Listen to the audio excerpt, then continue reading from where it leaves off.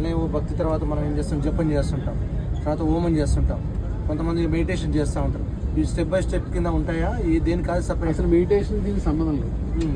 మీరు ఇప్పుడు చేసేది పూజ, పునస్కారం, హోమం, జపం, తపం ఏదైతే చెప్తున్నారో ఇదంతా కర్మ మార్గం. ఈ కర్మ మార్గం అంతా చివరికి ఎలా కన్వర్ట్ అవ్వాలంటే జ్ఞానంలోకి మారిపోవాలి.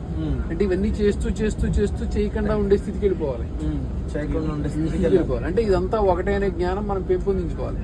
ఉదాహరణ చూడండి, మామూలుగా బాగా బిజినెస్ లో బాగా అలవాటు ఉన్నవాడు ఉత్తుని వేడ మీద లెక్కటి చెప్పేస్తున్న విషయం, వాడు ఆ స్థాయికి వెళ్ళిపోయాడు. అలాగే వీటిల్లో కూడా ఇవన్నీ ఆధారంగా చేసుకుని పెట్టి ఆ స్థాయికి వెళ్ళాలి. అంటే కర్మ కాస్త పరిపూర్ణ జ్ఞానంగా మారాలి. ఇది ఎలాగంటే మీకు ఉదాహరణ శ్రీకృష్ణ భగవానుడు, ఒక మహాజ్ఞాని కర్మ చేయిస్తే ఎలా ఉంటుందో కురుక్షేత్ర యుద్ధం. ఆయన మహాజ్ఞాని, అటువంటి వాడు కర్మ చేయడం మొదలు పెడితే దాన్ని ఆపేవాడే ఉంటాడు.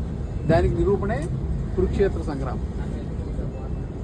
ఆయన ఏది అన్నాడో చేయించాడు అంతే. అందులో ఆయన దాటి ఒక్కడు కూడా వెళ్ళలేదు. అందువల్ల ఇది కర్మ పరిపూర్ణంగా జ్ఞానం వైపు మారితే జరిగే మహాయోగం.